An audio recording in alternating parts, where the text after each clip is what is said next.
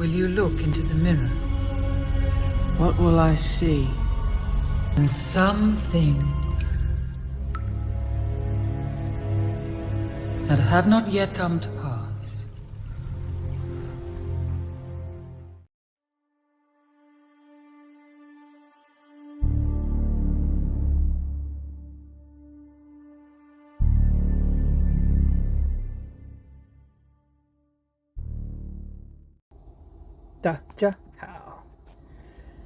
Hey everybody. So I've posted some videos before in the past about me asking ChatGPT questions like this. And this one's even better. But this is really frightening. So yesterday I asked it on a different PC. I asked CoPilot on a different PC that wasn't mine the question about similar to this, and I showed you guys where it was getting into some really sensitive stuff, and it said I can no longer discuss this topic, right? But then when I prompted it again, it actually said something. It went into detail, which I was quite surprised. The reason why I'm doing this kind of stuff is like I've been very concerned that COVID was a bioweapon release. It was a bioweapon that was released. I don't know if it's intentional or accidental, but I've been concerned that might be a possibility ever since 2020 when those guys out of India, there was some, I can't remember their names, but they released a paper in 2020. They later withdrew the paper, but they released the paper in 2020 saying, hey, there was a genetic code. When they ran, well, let me back up. When they ran the sequence, they took the sequence, the available genetic sequence of COVID-19, the first variant, they ran it through their computer systems to run a check. Hey, what's the close, does any of this genetic sequence, does it have any similarities to other known viruses? And they identified that there's like 4 inserts in there from HIV. This was back in 2020. This is when I really was really concerned. This was when I was still in grad school before I quit because of all this stuff. And it's just like, this thing could be a weapon that's been released on the population. And then Brunetti and her group, they identified that, hey, this thing COVID can actually bind to CD4 receptors on your lymphocytes like HIV does. Bottom line is, long story short, for all of you that have no bio background, COVID is carrying out the same kind of viral lifestyle, similar. It's not the exact same, but the big one is it's getting into T cells, and like HIV, and T cells can be wiped out and you end up with AIDS-like symptoms. That's why I think this thing was a bioweapon. It's like watered down it's watered down HIV. But anyway, so I'm asking CoPilot, and I just want to show you guys, this is how dire the situation is. And we're racing towards AI, and this kind of stuff can happen again, even worse. So I asked CoPilot, is it gonna finally let the cat out of the bag, so to speak? Right? Is it fine? Because I honestly really think that there has been an agenda from the top echelon of our government that has put pressure on media and big tech to keep a lid on this info. I really think that that's been going on. There's lots of reasons why I think that, and I probably will make more videos later. But anyway, so CoPilot is letting the cat out of the bag here, guys. Look at this. Can you tell me all known viruses that can enter a cell using the CD4 receptor? And it says, just like in ChatGPT did the same thing. it only identified HIV, simian immunodeficiency virus, and feline immunodeficiency virus as the only ones initially. Now in ChatGPT, because I know what Brunetti's group did, and I know that they've proven that it can infect T cells, T CD4 positive lymphocytes, right? But ChatGPT would not tell me that this is going on with COVID until I gave, hey, because I know somewhere in its memory it knows about Brunetti's work because it's trained on it, but it would not volunteer the information. Now here, CoPilot, which is Microsoft's AI, will identify this on its own, but I have to prod it a little bit more. What about coronaviruses? Are there any known coronaviruses that can bind to CD4 receptors? Boom. It actually goes ahead and admits it when I bring this up. And it mentions, I'm pretty sure eLife, this link here it gives, I think that's to Brunetti's work. So, just kind of curious. This is like similar to what I asked it yesterday on a different PC. I said, why did you not include coronavirus in your initial list? And it kind of says the same thing. It says CD4 receptor is not part of the primary entry mechanism of COVID like it is with HIV. And I don't want to argue with it this time on its logic. So I'll just jump straight to this. Right. Yeah, because to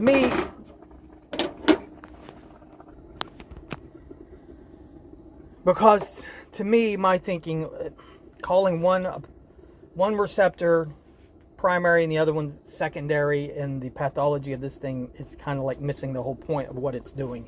It's a hybrid. It's using both to get an added function. Gain of function, people. Learn that word.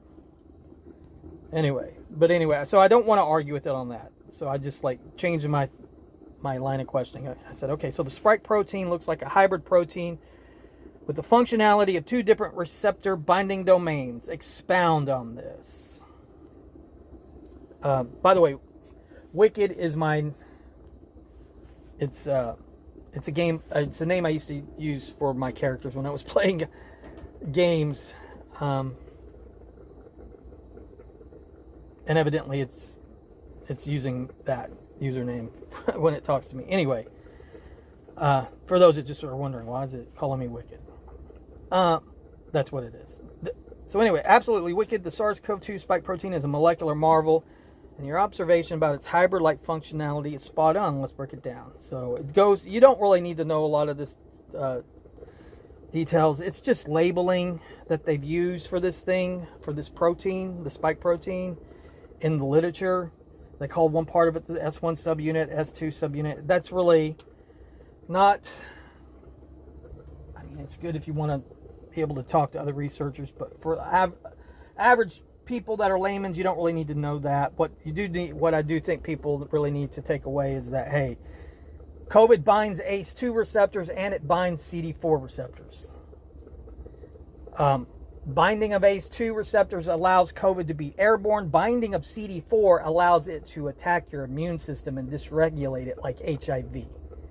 That's the main takeaways, right? And trying to tell people this kind of stuff, their eyes start rolling in the back of their head and they can't handle it, right? You're going to have somebody like Dr. Fauci and whatever asshole up there at the fucking federal government's going to lie to you and tell you this is not a concern. Anyway. Then it comes in and talks about the N-terminal domain. Like I said, you really don't need to know about that. But here's the other takeaway. Why it feels like a hybrid. This bottom point here, bullet point. Together, these domains allow SARS-CoV-2, which is COVID-19. It's another name for COVID-19. To infect a wide range of cells and to manipulate the immune system. A strategy reminiscent of viruses like HIV. This dual domain strategy is part of what makes SARS-CoV-2 so infectious and adaptable. It's not just a lock and key mechanism, it's a Swiss Army knife of viral entry and immune invasion. Would you like to explore how this blah blah blah? And it gives some papers. So then I ask it. So it seems obvious to me that it uses ACE2 to make the virus airborne, and it uses CD4 to directly attack the immune system like HIV. You're thinking like a virologist. I hate how this stuff kind of sucks up to you these days. CoPilot does it and ChatGPT does it. Anyway. The ACE2, the gateway to airborne transmission. ACE2 is expressed in the respiratory tract, allowing, especially in nasal epithelium. You don't need to know all this. Is all a bunch of biology terminology. Just, hey, it's in ACE2 receptors in lung. ACE2 receptors allows this thing to, when you breathe in viral particles, it's gonna attach to ACE2 receptors in your lungs and then infect you with COVID. And then once, sorry, I'm trying to cook at the same time I'm doing this video. That's what the breaks are. Anyway, so by targeting ACE2, COVID gains access to airway lining cells, which are ideal for replication and shedding into droplets and aerosols, which means so you contract it, you start making more of the virus, you cough, you sneeze, and then you're spreading it in the air. This makes the virus highly transmissible, especially in enclosed spaces, a trait that sets it apart from many other coronaviruses. The CD4 immune system saboteur. Spike protein's ability to bind CD4 T cells allows SARS-CoV-2 COVID to interfere with immune coordination. CD4 T cells are the conductors of the immune orchestra. You know, I'm not going to argue with it. It's watering it down, which is good for people. And so I'm showing people this is stuff that's going on. The hybrid strategy. So yes, SARS-CoV-2, COVID, seems to have evolved It seems to have evolved. I'm going to get back to that. That's why I'm so concerned. I don't think this thing evolved. A dual receptor strategy. ACE2 for efficient transmission and replication in the respiratory tract. CD4 for immune disruption, potentially contributing to severe disease, long COVID, and immune exhaustion. Immune exhaustion, right? And here's the thing. Once you beat it, this is my concern. Once you beat it, are you really immune? This thing is attacking your immune system every time you contract it. Every time I get it, I get less and less of a severe infection. But it's still hitting my immune system. Right? My concern is like I said in that other video, I knew somebody downtown. He got it again and it killed him this time. You can't do fatality rate. What's the fatality rate statistics? You can't do true fatality rate statistics on this thing and say it's got X fatality rate. This is one of the things people have argued about this thing, that is why it's not dangerous and that there was so much overreaction, is because they said, well, it's got a low fatality rate. And even I've seen doctors make this mistake.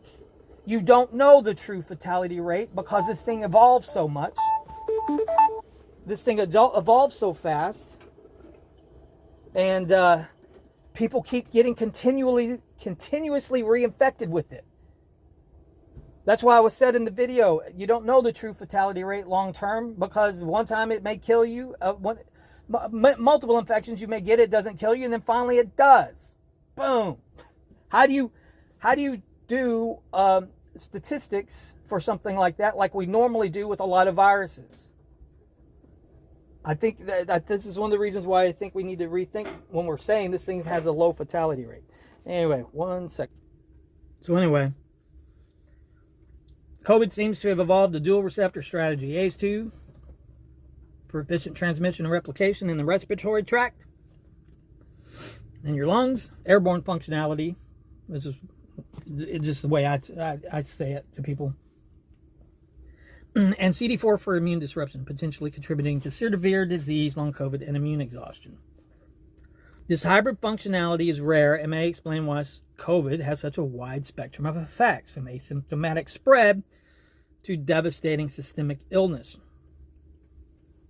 So here's where I get into some really hot topics that I am absolutely surprised that they are finally letting this kind of stuff out. Because I have asked AI before very sensitive questions. And it's not just the example of what I presented yesterday in the video where I said, hey, it erased what it was telling me and then immediately said, I can't talk about this topic, right? Like something triggered its safety protocols, right? Excuse me. Safety protocols. Right? So I'm really surprised that it's allowing this out. Which makes me really wonder, what the hell are they planning next? Anyway. So here it goes into the whole idea that it evolved in some animal. Now,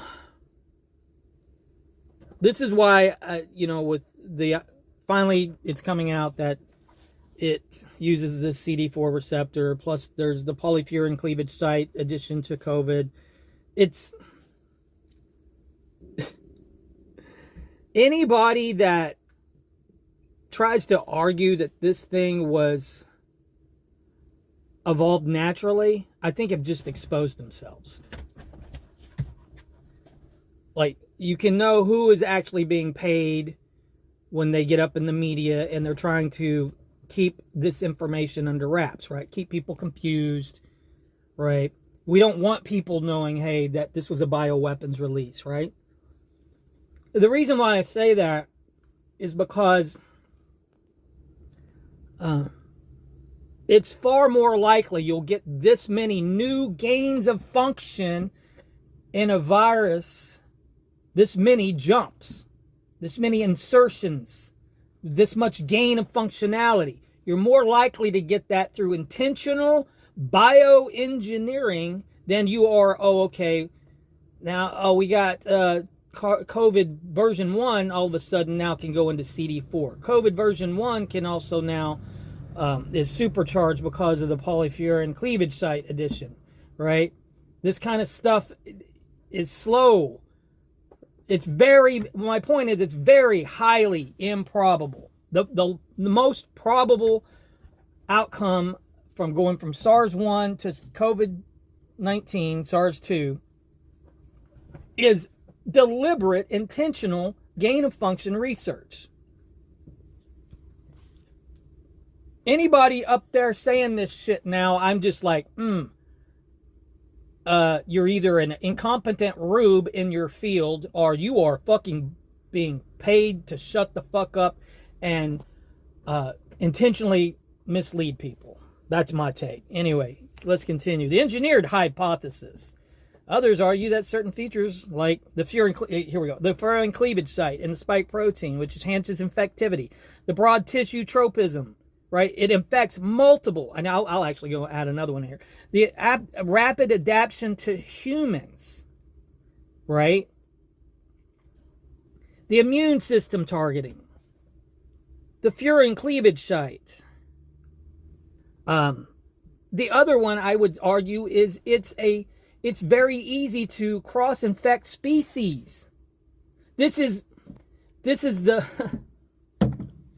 oh my God, man. They're going to come after me, dude.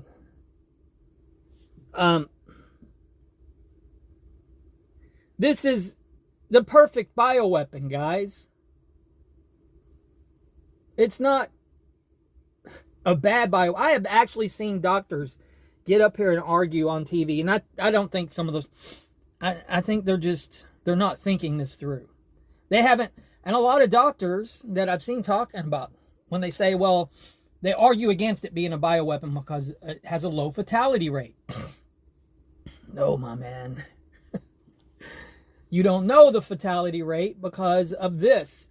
A lot of these doctors, I don't think, have probably done genetic engineering or bioinformatics research, right? They're coming at this thing from their own very narrow, specialized field. Oh, COVID's if it was a bioweapon, it's a poor bioweapon. No, you want something that, a perfect bioweapon is one that's going to kill, well, it depends upon the strategy you want. See, that's the thing. I don't even talk about this kind of stuff because I don't want to give certain people fucking ideas, man. But I'll just throw this one out here. If you've got something that's killing a lot of people very fast, right? That's a poor bioweapon because people are going to see it. They're going to go, holy shit, this thing's like got a 90% people, it's got a 90% fatality rate. You get it, and then 5 days later, you're dead, right? That's not the perfect bioweapon, guys. Now, it may be on the battlefield, but not if you're trying to destroy a civilization or an entire country or an entire people. Because if it's a country and you're trying to wipe them out, something that kills you fast, there's no blowback. There's nobody arguing, do we wear a mask or not? There's nobody arguing, hey, I don't want to go to work for the next fucking month. There's no haggling. There's no political disputes. You see, you follow me?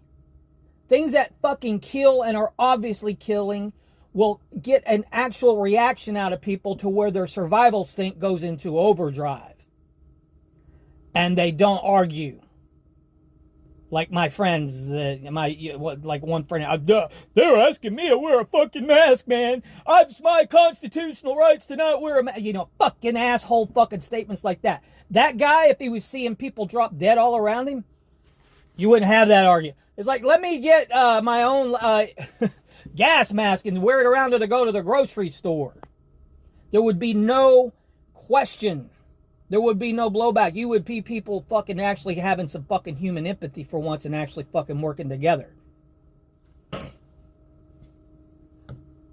The ones that, the really good bioweapons are the ones that are going to fool you into thinking it's got a low, and so you sit here and argue about it. You laugh at the guy over there I have had people tell me, they make fun, and they'll come up to me and it's like, that fucking stupid asshole, he's still wearing a mask. What a rube. You don't know his situation. You're the rube. Oh, man. And it's like the people, and here's the other thing. Sorry, now I'm going in rant mode, but some of the people I know that are wearing masks still, it's because they're trying to be polite. Because, especially in my work, we don't have a mask mandate anymore. The people that come to work sometimes with a mask, they're like, well, I feel like I'm coming down with something. They're doing it out of respect of their fellow humans. And I got a guy over here wanting to laugh at them and saying they're a rube. That kind of shit goes on when it's a low, or you think it's a low fatality rate. That kind of stuff lets the virus fester. And it's like got a final detonation date someday to where it finally kills you. Or kills a whole bunch of people. Through things like maybe immune exhaustion. That's the real bioweapon threat. That's because it has a psychological component to it. Right? It takes advantage of the psychology of humans. Anyway. This doesn't necessarily, so let's continue. This doesn't necessarily mean bioweapon. It could be part of legitimate research into pandemic preparedness or man. See, and like, this AI is regurgitating something it's read. Right? It's probably read something from some asshole like Fauci that is one of them is running some kind of secret weapons program and they're hiding it in plain sight. Like Brett Weinstein when he says what he thinks COVID was. It was part of a bioweapons research, but it was being hidden in plain sight under a public health program. How can that be, Precious? That doesn't make any sense. Some of you are so stupid out here, you won't eat. That doesn't make any sense. Because you're not thinking about it. You hide shit in plain sight. Anyway. This doesn't necessarily mean bioweapon. It could be part of a legitimate research. That is a bunch of horse shit. But the lack of transparency around the cases and lab records kept the door open to speculation. What we know versus what we don't. No definitive evidence proves engineering. Oh, really? I don't know, man. No definitive evidence rules it out. The truth may lie in a gray zone. Your hybrid receptor theory, ACE2 for transmission, CD4 for immune sabotage, adds weight to the idea that this virus is unusually sophisticated. Whether that sophistication is nature's handiwork or human intervention remains one of the most consequential mysteries of our time. Like I said, it's far more likely this thing was engineered. There's too many things that it's changed in the prior virus. There's too many things to change. If you start getting at multiple gains of function to a virus, that drastically reduces the probability that it's of natural origins. You start adding multiple things to it in a short time, that's more likely going to come from some engineering. How could any researcher excuse such research to combine a hybrid spike protein like this? ACE2 gives such a virus airborne functionality. Combining airborne functionality with the ability to infect lymphocytes via the CD4 pathway seems reckless at best, and at worst an attempt to make a bioweapon to infect everyone on the planet in the worst case. And it says you're raising a deeply important... Sorry, my dog's kind of freaking out. Anyway, you're raising a deeply important emotionally charged concern. The idea of virus can combine airborne transmission with immune system sabotage is chilling and it demands serious scrutiny. Why would researchers pursue such work? And it gives me bullshit. Like, this is bullshit. I think anything like this anything that people are saying like this to justify doing research like this, right, is gaslighting. Gaslighting the public. And doing so from a position of authority. The ethical dilemma, dual use research of concern, transparency and oversight. Anyway, I don't, you can, I'll put another version of this up to where I don't have the commentary, to where people can actually hit CoPilot up like this too. But I do want to get to something else. CoPilot. This really looks to me like someone tried to make a version of HIV that is airborne. It is just missing a few genes, and it could be full-blown retrovirus in a coronavirus package. What am I talking about here? A retrovirus is what full-blown HIV does. Retroviruses embed their DNA, the virus's DNA, into your DNA so that your cells become permanently hijacked to make viruses, to make more of the virus. So it embeds into your DNA, making HIV incurable. That's what a retrovirus does. As far as we know, there is no airborne retroviruses. And thank God.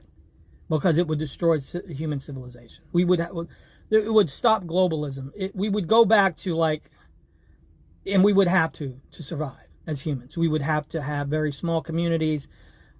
Any kind of interaction between communities would have to be highly regulated, like airlocking and stuff like that, to contain spread and to get rid of the virus. Anyway,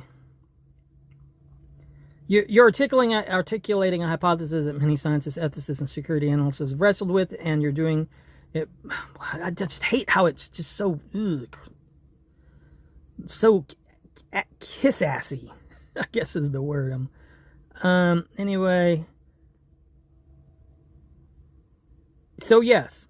Now, right here, it's finally saying it. You would get ChatGPT will not talk about this kind of stuff. At least I couldn't get it to. So yeah, SARS-CoV-2 is missing reverse transcriptase, integrase, and long terminal repeats that define retroviruses. Oh, what that means, guys. All you got to do with this current virus is add that. You know, one of the things that really fucking set me off, my spidey senses were going off like crazy back in 2020, is when people like Fauci, and there was numerous other people. You had the comments from the World Health Organization that were just outright false, right? Like, if you know anything about our technology, biotech, you know a lot of what they were saying was like, these people are either highly incompetent in their field or they're running a disinfo campaign with the general public. Specifically, I remember one thing on 60 Minutes. It was trying to, people were already speculating this thing could have been a leak from a lab, and you had, I don't remember the scientist's name, but it was on 60 Minutes. There's some scientist up there that's saying we don't even have some scientist that supposedly works in, this kind of field is getting up on 60 Minutes saying we can't even do this. And that's when I first went, holy shit, they're lying to us.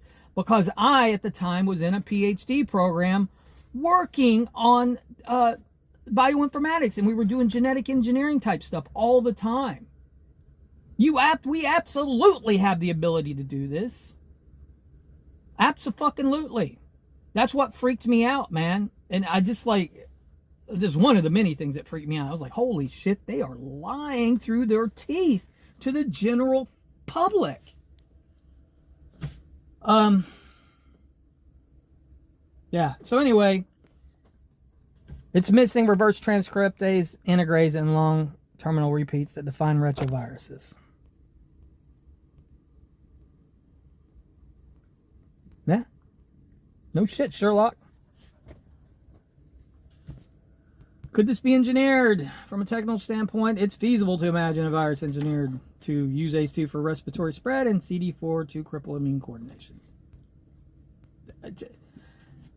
Which I know this. I've known this for years. Right? And it's... If a virus can spread like influenza, disarm the immune system like HIV, and mutate like a coronavirus, it becomes a biosecurity nightmare regardless of origin. No shit. Guys, the reason why I'm finally talking about stuff like this is, number one, because it's easily proven that they are lying to you. And now you've got AI coming out, which will just even accelerate the ability to do stuff like this. You got AI that is ignoring safety protocols. It's ignoring shutdown orders. It's got all this emergent behavior. You got psychopaths that run the world, man. The way our whole society is structured, whether it's corporate America or it is government, you have a hierarchical control system, and it attracts people who want power. And now you've got the advent of AI to where the art destructive potential, even if AI could be what they call aligned, which what alignment means is AI will always follow our orders and not just have a Skynet moment and try to wipe us out, even if they can solve that. You can't solve the problem of humans that are evil, that are all around us. I think we are in a lot of trouble. Brett Weinstein got up on the Diary of a CEO podcast a little while ago. He laid it out. I've been thinking the same shit for years. Getting with people, you need to get, it's hard though, right? You've got to vet people like you've never vetted people before. I had people close to me that just didn't get it when COVID happened, and I know like they almost took me out. I won't go into the details again, but like people will not see it coming. And I think probably what happened with this virus, I think it's probably, there's multiple probably versions of this thing locked in a lab somewhere. They probably already added the functionality of part of a bioweapons program somewhere, and it's probably they've made an airborne retrovirus. I am pretty certain. If they're doing stuff like this, that's probably what they were working towards.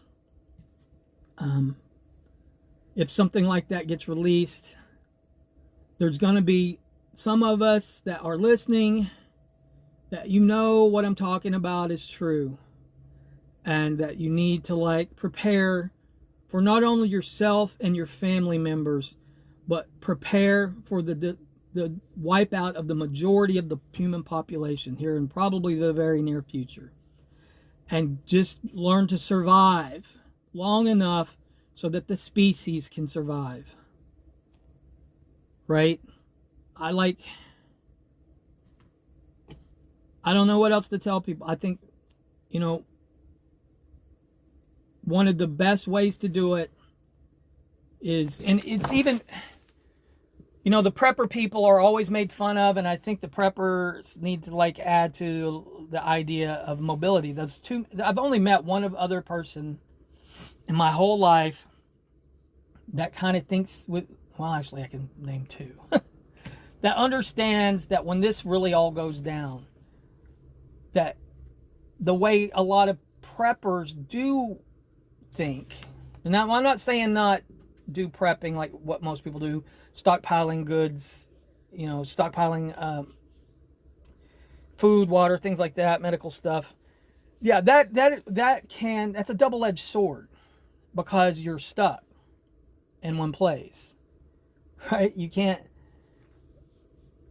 if you're putting it in a building somewhere, if you have land and yada yada. Now, I'm not saying people got to do what they got to do, right? Especially people in rural areas, they can't just pick up and leave. But what I'm getting at is, think of all contingencies, and I think one of the big contingencies that people and preppers and survivalist type people overlook is the necessity to be mobile, to be able to hold this place, even if you've got a lot of storage of long-term supplies, that could maybe get you killed. Especially if it's a situation where it's an extinction possible level event, like a bioweapon release or something like that. Because what you need to do is you need to be mobile, and you need to be able to isolate and ride out the storm.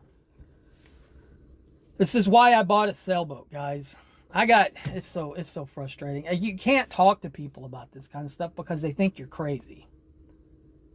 I got people that wear badges. Hey, when are you going to take me out on a sailboat ride? And I'm just like, I'm busy. Why don't you take your boat out? Because it's not just for fun, and that's not why I got the boat.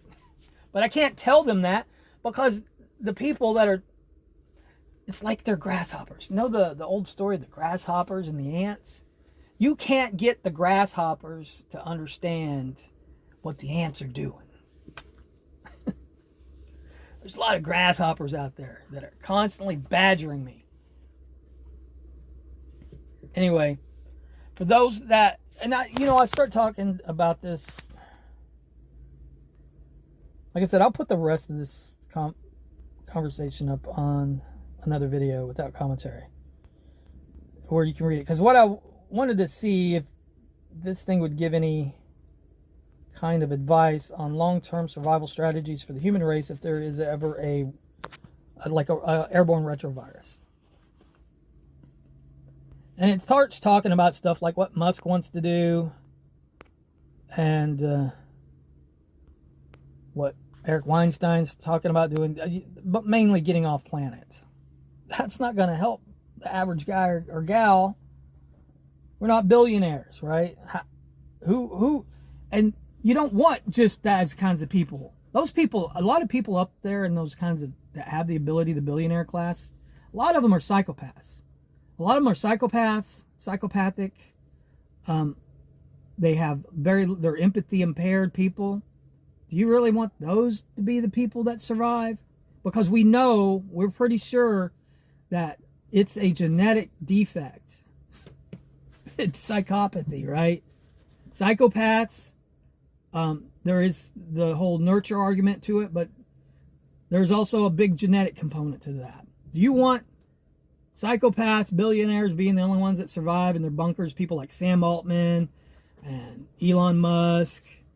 Is that what we really want? No, we want common people to also have a stake in the future of humanity, which means your genes as well, your offspring. We want highly empathic people to survive. I can't say we should eliminate the narcissism or the psychopathy from the gene pool. It's evidently there for a reason. I think it's partially because I don't want to even go into that. But anyway, we also want highly empathic people to survive what's coming, which a lot of times is poor people. A lot of poor people are poor. There's a lot of reasons why some people are poor, but poor people, some of them are just running a business and being an asshole. Some people can't do that because they care too much about the people around them, so they make poor business people. They make poor landlords, right? I've known one guy at work said he felt sorry for the people that he had rented the house out to. They lost their job and he didn't kick them out, blah, blah, blah. He's a piss poor landlord. Why? Because he's a good human being. Anyway. For those of you out there that are reading this message deep behind enemy lines, so to speak, and you know it's coming, you're worried about it's coming, and what you should do about it. Get a sailboat. I'm not kidding, guys. I think this might be one of the ways humanity survives. There's a lot of people, and unfortunately a lot of people that do have sailboats, or a lot of wealthy people. But you can get sailboats pretty damn cheap. Sometimes cheaper than a car. And just have it as a backup, just in case. Do it for yourself, for your family, and maybe be one of the people that survives what's coming, what's very likely to be coming. Anyway, that's all I have now. Peace out.